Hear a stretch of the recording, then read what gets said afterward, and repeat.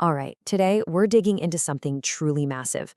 It's a project so ambitious, it's not just about building a company, it's about trying to reshape an entire nation's economy. This is way more than just business. We're talking about a blueprint for national transformation, and it all boils down to one incredibly powerful idea. Our duty is for an entire nation. This one line from the project's leadership pretty much says it all, doesn't it? It frames the entire venture not as a simple business plan, but as a kind of national mission. The stakes are set incredibly high from the get-go. So, the big question is, how on earth do they plan to pull this off? Well, we're going to break it all down. First, we'll look at the huge geopolitical vision behind it all. Then, we'll dive into the engine, the secret sauce they claim will power this whole thing. After that, we'll untangle the very complicated corporate history it's built on. And finally, we'll get to what's actually being offered, the products and the promises. Okay, let's start with the why. You have to understand, this project isn't just about making a profit. According to them, the whole narrative is built on this massive, long-term geopolitical strategy. $600 billion. Just let that number sink in for a second. This is the figure that kicks everything off. And according to the presentations we're looking at, this isn't just some made-up goal, it's a very real wave of potential investment capital just waiting to be tapped. The huge question, of course, is where is it all supposed to come from? Well, the answer they give points straight to Japan. The speaker in the source material brings up a pledge by former Prime Minister Shinzo Abe to invest a ton of money into Southeast Asia. And in their view, Vietnam, with its famously stable political climate, is the absolute perfect place for that capital to land. They're positioning themselves to catch that wave. And listen to this. The stated goals are nothing short of nation building. They talk openly about fulfilling Vietnam's national motto, rich people, strong country. The core idea is to strengthen the Communist Party by making citizens prosperous. So prosperous, in fact, that one proposal suggests raising the average salary for a civil servant to an absolutely mind-boggling $1 billion a year. And as if that wasn't enough, it's also presented as a way to heal old historical wounds between Japan and Vietnam. So, a grand vision is one thing, but how do you actually pay for it? The answer, according to this project, isn't old-school capital. No, it's something else entirely. A pretty radical new strategy that's supposedly powered by technology. And this is really the critical question, isn't it? When you have goals this big, the financial engine behind it has to be incredibly powerful. And what they're claiming is that their engine is unlike anything you've ever seen before. The project's entire financial philosophy is wrapped up in this one Vietnamese proverb, "Tay không bắt giặc," which basically means catching the enemy barehanded. The whole idea is that they don't need huge amounts of money up front.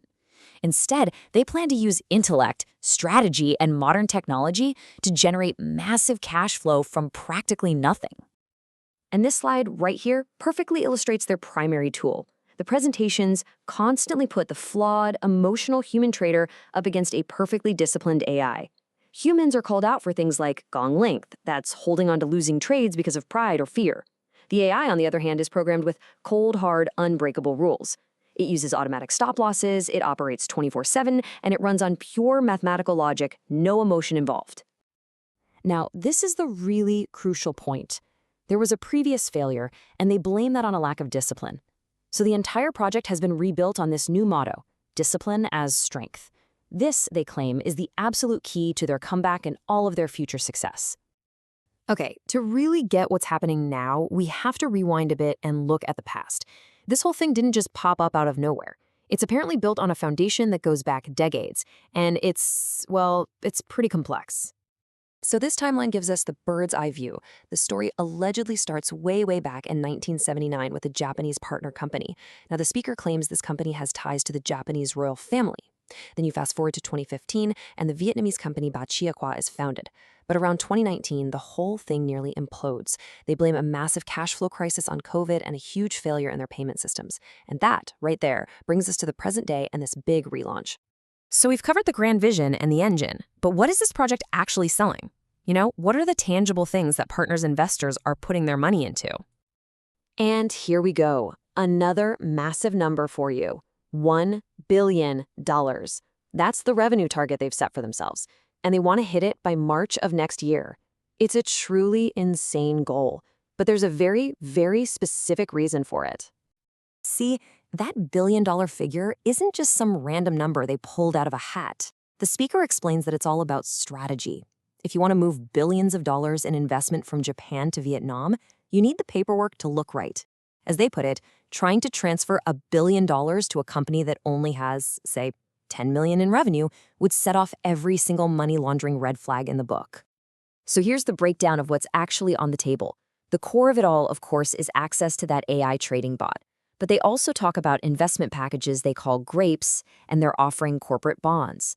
And then there's this really fascinating idea to partner with insurance companies. The plan is to create policies where the returns from the AI's investments actually pay the future premiums, essentially making them self-funding.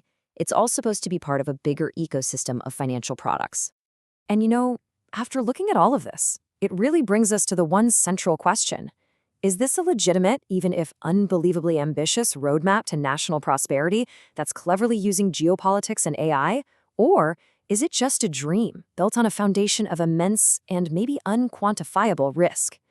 As of right now, that's a question that only the future can answer.